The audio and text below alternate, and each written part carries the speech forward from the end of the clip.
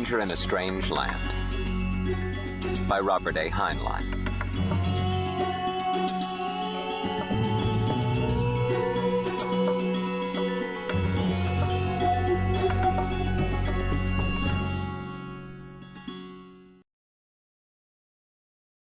Notice: all men, gods, and planets in this story are imaginary. Any coincidence of names is regretted.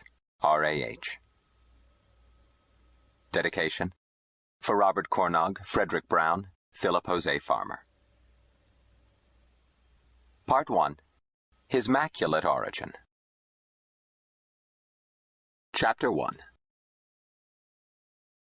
Once upon a time there was a Martian named Valentine Michael Smith. The first human expedition to Mars was selected on the theory that the greatest danger to man was man himself. At that time, 8 Terran years after the founding of the first human colony on Luna, an interplanetary trip made by humans had to be made in free-fall orbits. From Terra to Mars, 258 Terran days, the same for return, plus 455 days waiting at Mars while the planets crawled back into positions for the return orbit. Only by refueling at a space station could the envoy make the trip. Once at Mars, she might return, if she did not crash, if water could be found to fill her reaction tanks, if 1,000 things did not go wrong. 8 humans, crowded together for almost 3 Terran years, had better get along much better than humans usually did. An all-male crew was vetoed as unhealthy and unstable. 4 married couples was considered optimum, if necessary specialties could be found in such combination. The University of Edinburgh, prime contractor, subcontracted crew selection to the Institute for Social Studies. After discarding volunteers useless through age, health, mentality, training, or temperament, the Institute had 9,000 likely candidates.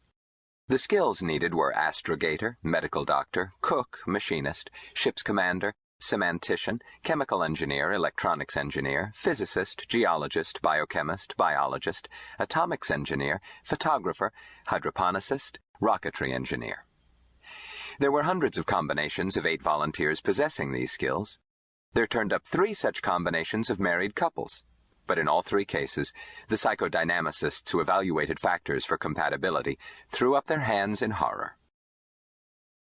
The prime contractor suggested lowering the compatibility figure of merit. The Institute offered to return its $1 fee.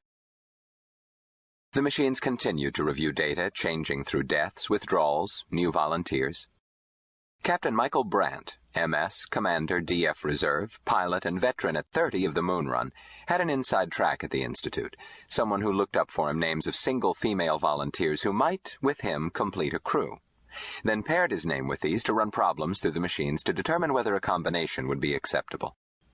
This resulted in his jetting to Australia and proposing marriage to Dr. Winifred Coburn, a spinster 9 years his senior. Lights blinked, cards popped out. A crew had been found. Captain Michael Brandt, commanding. Pilot, astrogator, relief cook, relief photographer, rocketry engineer. Dr. Winifred Coburn Brandt, 41, semantician, practical nurse, stores officer, historian.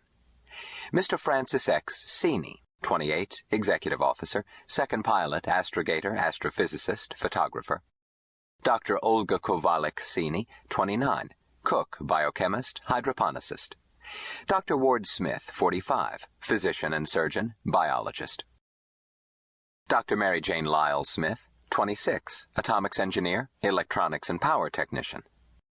Mr. Sergei Rimsky, 35, electronics engineer, chemical engineer, practical machinist and instrumentation man, cryologist.